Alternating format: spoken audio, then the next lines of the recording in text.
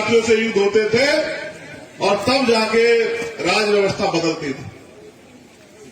इस बात को समझते हुए बाबा साहब अम्बेडकर ने इस देश में जब लोकशाही के लिए प्रयास किया तो उनके मन में सपना था कि ये अधिकार जो हमारे लोगों को अभी तक नहीं मिले, जिनको मैं संविधान में तो लिखित कर रहा हूं, लेकिन ये मिलेंगे तभी जब हमारे लोग वोट की वैल्यू को समझ के और अपनी वोट का सही प्रयोग करके इस प्रदेश और देश 62-63% लोग वोट देके सरकार बनाते हैं और 32-33% वोट लेके सरकार बनती है और 35% लोग वोट का प्रयोग ही नहीं करते। जब हम 35% लोग अपने वोट का प्रयोग ही नहीं करते तो हम इस बात की उम्मीद क्यों करते हैं कि इस देश में या इस प्रदेश में हमारे हिसाब से कानून बनेगा। मैं जिनकी सरकार है उनके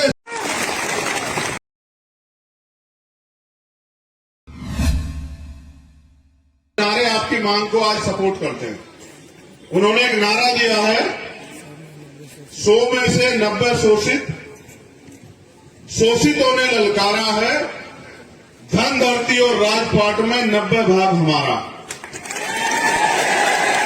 उन्होंने एक नारा और दिया है कि 100 पे 90 का शासन नहीं चलेगा, नहीं 100 पे 10 का शासन, 90 पे 10 का शासन नहीं चलेगा, नहीं चलेगा। लेकिन बुरा यह है कि उनके जाने के इतने दिन बाद भी आज भी 90% लोगों को इस देश में 10% लोग शासन कर रहे हैं।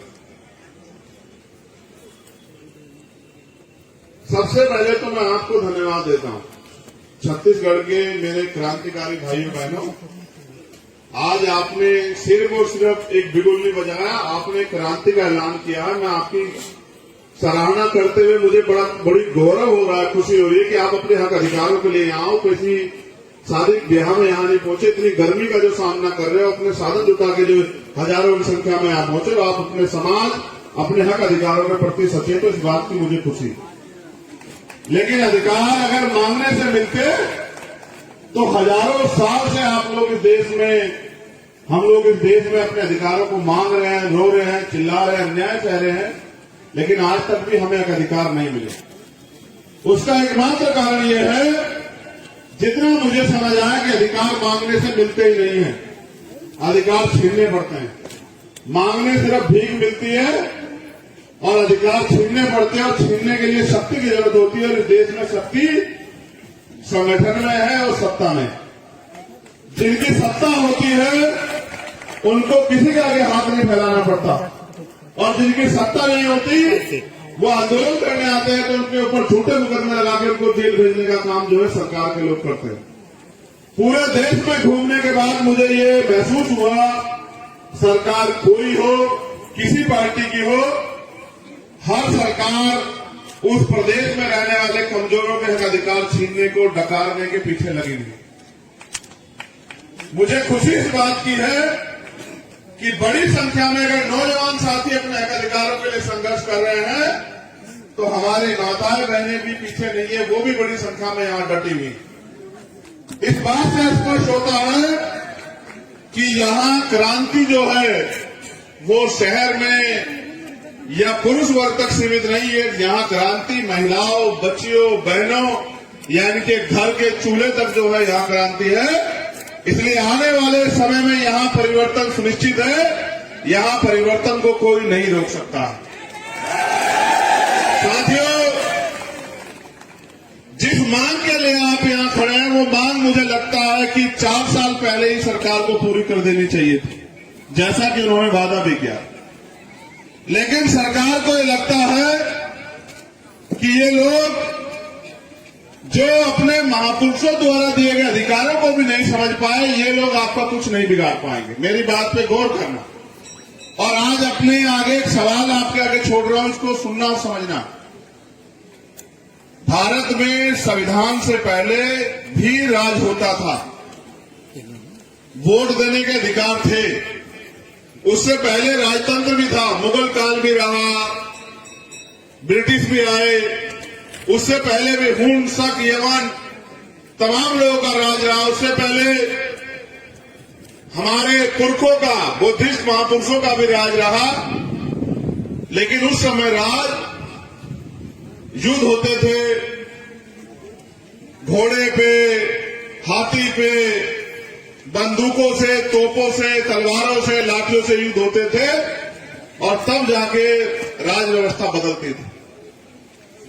इस बात को समझते हुए बाबा साहब अम्बेडकर ने इस देश में जब लोकशाही के लिए प्रयास किया तो उनके मन में सपना था कि ये अधिकार जो हमारे लोगों को अभी तक नहीं मिले, जिनको मैं संविधान में तो लिखित कर रहा हूं, लेकिन ये मिलेंगे तभी जब हमारे लोग वोट की वैल्यू को समझ के और अपनी वोट का सही प्रयोग करके इस प्रदेश और देश में अपनी शासन सत्ता स्थापित करेंगे। सम्मानित साथियों, इस देश पूरी दुनिया के सबसे बड़े लोकतंत्र में सबसे बड़ा मजाक ये है कि जितने परसेंट वोट से सरकार बनती है उससे ज्यादा परसेंट लोग वोट डालने ही नहीं जाते। अगर आपको याद हो, छत्तीसगढ़ की जो सरकार बनी होगी, वोटिंग परसेंटेज 60, 62, 65% रहा होगा। 60, 62, 65% लोगों ने वोट देकर छत्तीसगढ़ में सरकार बनाई होगी और जिस पार्टी की सरकार बनी उनको 32, 34, 35% सरकार में मत मिला होगा एब्सोल्यूट मेजॉरिटी की सरकार बनाने के लिए।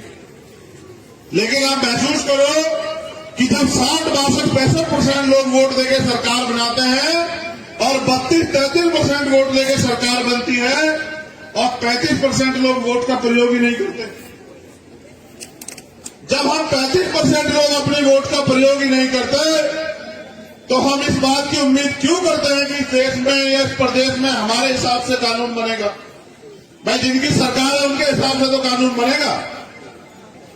अगर आप अपनी वोट का सही प्रयोग करोगे तो वोट भी आज के समय में हथियार से कम नहीं है। आप बड़े से बड़े राजा को सड़क छाप बना सकते हैं अगर वो आपकी बात ना माने। इतना बड़ा अधिकार ना खून बहता ना गोली चलती। बस आप अपनी वोट की ताकत को सही अगर पहचान जाओ। और उसके लिए माननीय काशी राम साहब इस छत्तीसगढ़ की धरती पर बहुत घूमे। उससे पहले बाबा साहब अम्बेडकर पूरे भारत में विचरण करते रहे और अपने लोगों को समझाते रहे कि वोट की वैल्यू को समझो। अगर आज आप यहां से संकल्प कर लो मेरे साथ कि 2 महीने या 1 महीने या 15 दिन जो समय आप तय करो, इस समय के अंदर अगर प्रदेश के मुख्यमंत्री हमारी मांगों को नहीं मानते तो जैसे हम रोटी कपड़ा मकान के लिए सुबह उठ के अपने घर से निकल के रोजगार के लिए घर से निकल के काम करते हैं, हम इस निकम्मी सरकार को गिराने के लिए गांव जाके अपने लोगों को समझाने का काम करेंगे तो ये सरकार घुटनों में बैठ के आपके अधिकारों को देने का काम करेगी। अगर आप मेरी बात को मानो, जितनी संख्या में आप अगर यहां पहुंचे हो, इतनी ही संख्या में अगर आप अपने हक अधिकारों के लिए जिस तरह आप धूम में बैठे हो, एक दिन भी अगर 1 दिन का 1 घंटा भी अगर अपने लोगों के लिए काम करो और गांव गांव में जाकर निकल के बताओ कि सरकार ने हमसे गद्दारी की है, इस सरकार ने हमें धोखा दिया है, इस सरकार ने हमें लूटने का काम किया है, ये सरकार हमारी सरकार नहीं है, ये सरकार हमारा नाम हमारी वोट को ठगने के लिए लेती है, तो मैं गारंटी से कहता हूं कि यही मुख्यमंत्री, आप ऐसी सभा बुला लेना, आपकी सभा में घुटनों के बल चल के आके आपके अधिकारों की बात करने से पहले आपको अधिकार देने का काम करेंगे। मेरा आपसे वादा, अगर आप अपनी ताकत को समझो। हुआ क्या है कि हमने 75 सालों में सिर्फ नारे लगाए और हम लोग नारे लगाते हैं और चैन से पढ़ के सो जाते हैं। जो लोग राज करना चाहते हैं या जो लोग गुलामी की बेड़ियां काटना चाहते हैं या जो लोग हक अधिकार चाहते हैं, वो रात में चैन से पढ़ के नहीं सोते साथियों। आज छत्तीसगढ़ में क्या अन्य अत्याचार होता है, सरकार सबकी होती है, सरकार की जिम्मेदारी प्रदेश के हर नागरिक के प्रति होती है, फिर भी आप लोगों को रिपोर्ट लिखाने, गिरफ्तारी कराने के लिए धरना प्रदर्शन क्यों करना पड़ता है? आप सोचिए।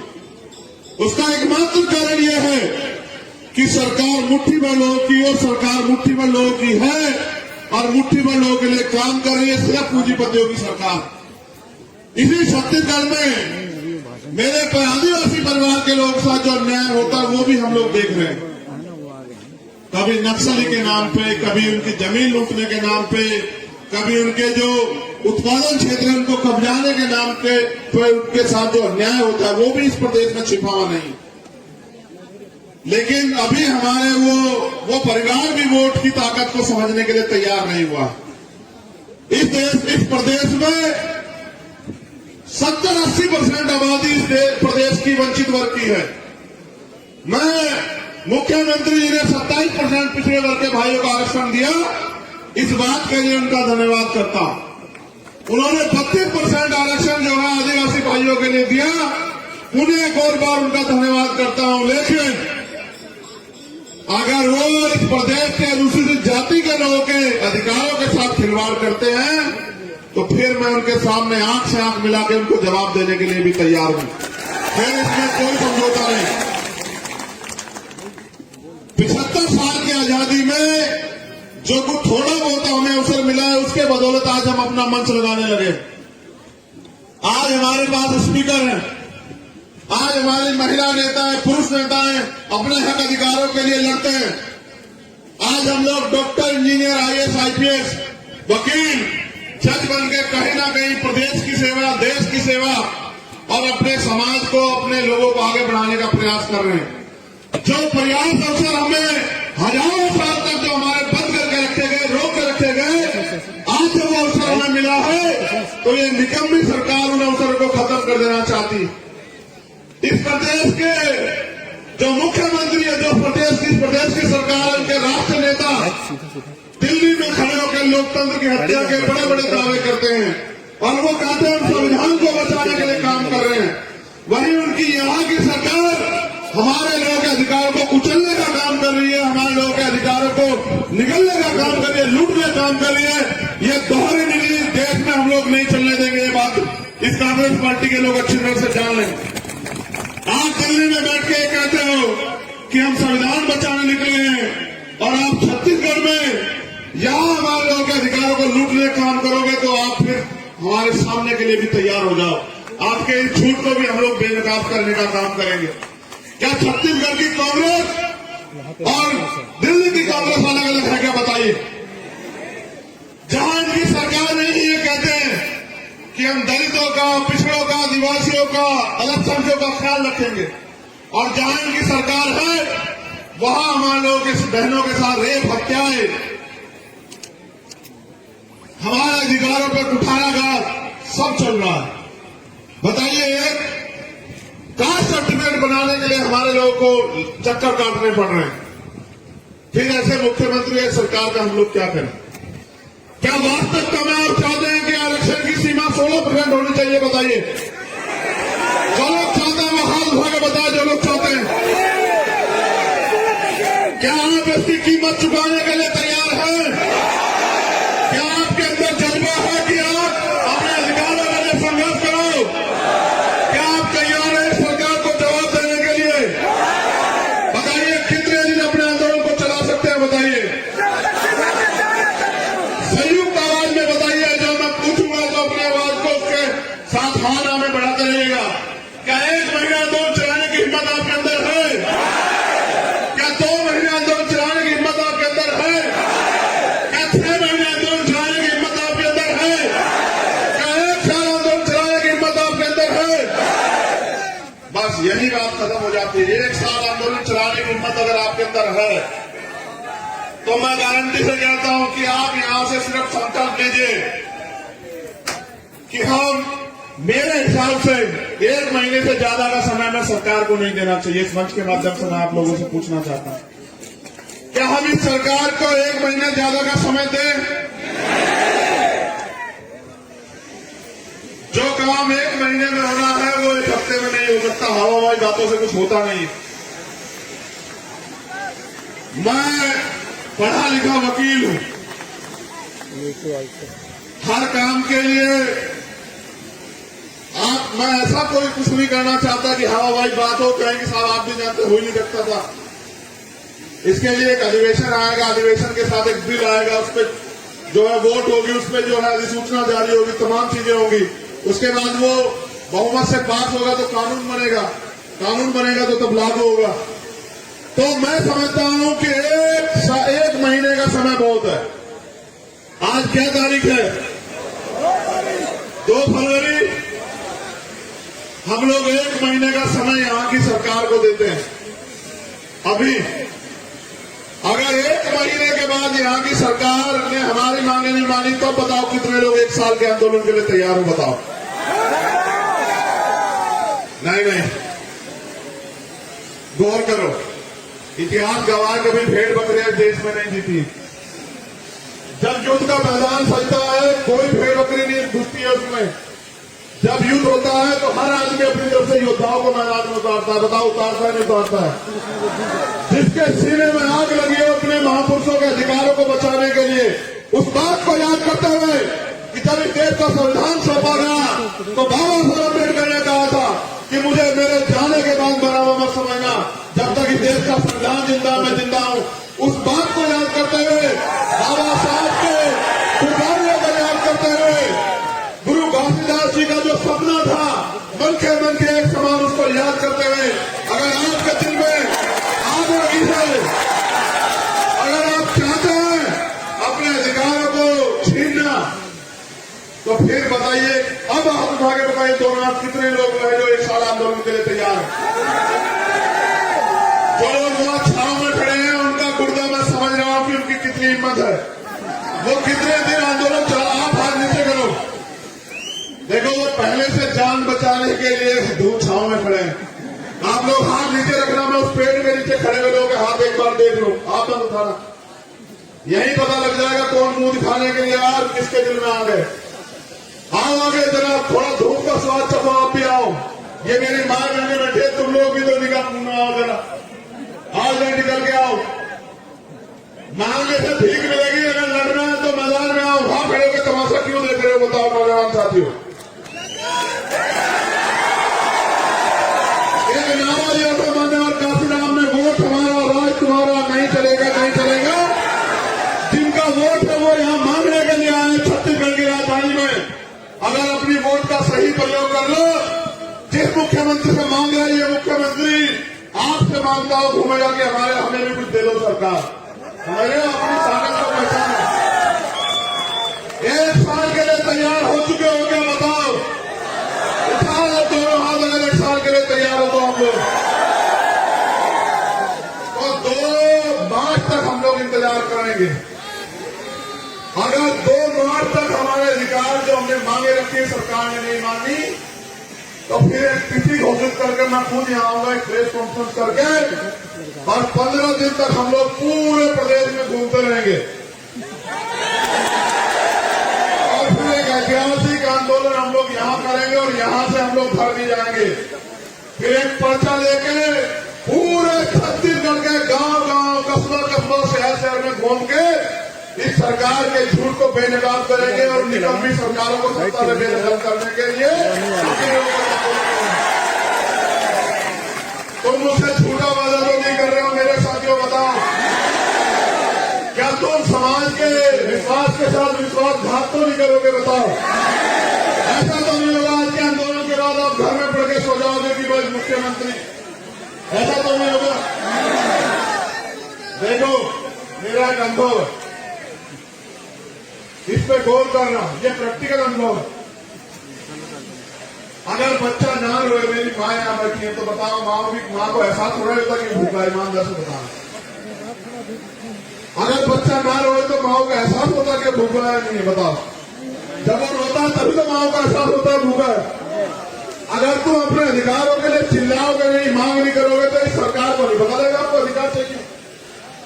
सरकारें तो चंद्रों की होती है, चंद्रों के लिए काम करती, मैं पहले बता चुका हूं। ये भारत है, आजाद भारत। हम इस देश में गुलाम पैदा नहीं हुए, यहां बैठे सारे शख्स जो है गुलाम नहीं है। गुलामी की सोच होती है। हम इस देश में हमारे बाबा साहब अम्बेडकर कह के गए कि जाओ अपनी घर की दीवारों पर लिख दो कि हम इस देश के शासक हैं। 75 साल हो गए, हमने अपनी दीवारों पर लिख पाए, न अपने दिल पर लिख पाए, और न ही हम शासक बनना चाहते। जो शासक बनना चाहते हैं उनके अंदर आग होती है। अगर वो आप छत्तीसगढ़ में जिस दिन लग गई दिलों में, बहुजन समाज के लोगों में गारंटी से कहता हूं कि आपको किसी आगे हाथ नहीं फैलाना पड़ेगा। मेरे साथियों, मेरी बात को याद रखें। एक होगा और आप लोग भी सुनो, गौर करो। इन्होंने आज के लोकतंत्र को इस तरह से लूट लिया कि पैसे वाला ही राजनीति कर सकता है। आप ये बताओ, बाबा साहब अम्बेडकर ने कहा कि आज मैंने रानी का पेट चीर दिया, आज के बाद राजा आप बैलेट वोट से मत पेटी से तैयार होगा, यानी कि आप जिसको चुन के भेजोगे वोट के जरिए वो आपका नेता बनेगा, वो आपके लिए संघर्ष करेगा। इस मंच पे बैठे लोगों में क्या कमी है जब आप पूंजीपति लोगों को, पैसे वाले लोगों को नेता बनाते हो? इस मंच पे बैठे गए लोगों में क्या कमी है आप बताओ? ये पूरे 5 साल आपके लिए सड़कों को संघर्ष करते हैं, हर कीमत चुकाने को तैयार है, जेल भी जा रहे हैं, मुकदमे भी झेले, लाठियां भी खा रहे हैं। आप क्यों नहीं तय करते कि आपका नेता इनमें जो बैठे इन लोगों जैसा होना चाहिए? आप क्यों पैसे वालों को नेता बनाने के पीछे लगे हो? और पैसे वालों को नेता बनाओगे तो पैसे वाले अगर चाहते तो देश में कोई गरीब नहीं रहता।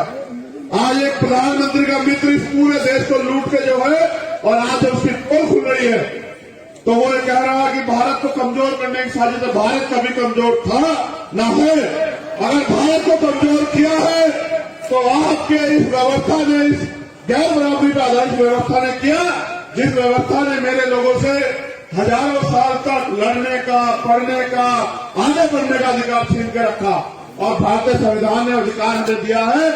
मैं यहां इस मंच के माध्यम से दिल्ली की सरकार को भी चेतावनी दे रहा हूं कि भारतीय संविधान के खिलाफ काम करना बंद कर दो। आप लोग याद रखना, अगर भारतीय संविधान पे आ जाएगी तो हम लोग अपने खून का एक कतरा भी है वो लुटाने से पीछे नहीं हटेंगे, भारतीय संविधान की रक्षा करेंगे। लेकिन क्या तारीख तय की है बताओ? इससे ज्यादा बात तो वीडियो भी होती। नहीं,